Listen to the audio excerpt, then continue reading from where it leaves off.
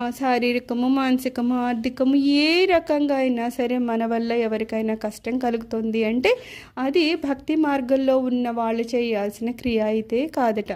అందుకని ఏమంటున్నారు, క్రియని చాలా ఆలోచించి ఎప్పుడు కేవలం మనుషులే కాదు సర్వజీవులు లేదు లోకానికి మన వలన ఎటువంటి నష్టము కష్టం కలగకుండా సర్వ ప్రయత్నాలు మనం చేయాలి.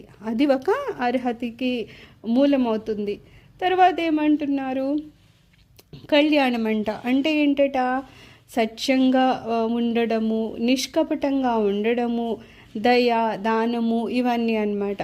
ఎప్పుడు సత్యం పలకడం. కొంతమంది భక్తిలోకి వచ్చాక కూడా అబద్ధాలు చెప్పి అబద్ధం చెప్పబోతే జీవితం గడవదు అంటే అవన్నీ సరియైన మార్గాలు కాదనమాట.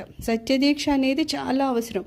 మనము కనుక అబద్ధం చెప్పకుండా కొన్ని సంవత్సరాలు ఉండగలిగితే ఆ తర్వాత మనం పలికే ప్రతి పలుకు కూడా నిజమవుతుంది అంటారు. అంటే ఆ మాటకి కూడా అంత శక్తి వస్తుందన్నమాట.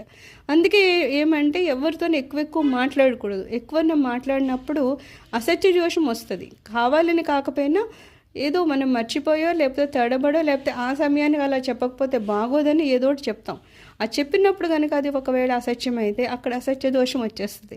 అందుకని ఏమంటారంటే చాలా జాగ్రత్తగా తక్కువ మాట్లాడాలి, ఆలోచించి మాట్లాడాలి. అసత్యం అనేది అందులో పొరలకుండా ఉండేటట్లు మాట్లాడాలి. అలాగా మన మాటల్ని కంట్రోల్ చేసుకోవాలట. ఇంకొకటి ఏమంటున్నారు, నిష్కపటము అంటున్నారు. కపటం అనేది లేకుండా చూసుకోవాలి. ఏదో నాకో నా వాళ్ళకో మంచి జరుగుతుంది కాబట్టి పక్క వాళ్ళకి ఏదో ఒకటి చెప్పి వాళ్ళని దుర్వినియోగం చేసుకోవడము, దుర్భాషలాడడము, ఇవన్నీ ఉండడాన్ని ఏమంటాం, కపటం అంటాం. సో కపట భావన ఉండకూడదు. ఎప్పుడూ నిష్కపటంగా మనసు శుద్ధిగా ఉండడానికి ప్రయత్నం చేయాలట. దయ, కరుణ చూపించాలంట. కేవలం మనుషుల మీదే కాదు, జంతువుల మీద, ప్రకృతిని కూడా చాలా జాగ్రత్తగా కాపాడుకుంటూ ఉండాలి. ఈ అన్ని రకాలుగాను మనము దయాకరుణ అనేది ఉండాలట. దానం అనేది చాలా ఇంపార్టెంట్ అంటారు. ఆ దానము ఏదన్నా అవ్వచ్చు. కేవలము డబ్బులతో ఏదో సామాను కొని ఇవ్వడము అన్ని వస్తుదానము అని అవసరమేం లేదు.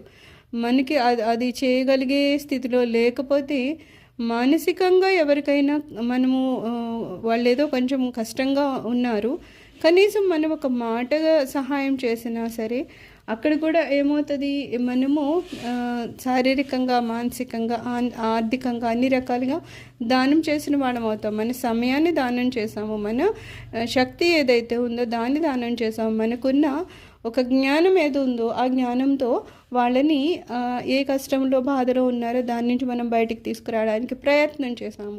దీన్ని కూడా దానం అని అంటారు. ఎప్పుడు దానం అనేది కేవలం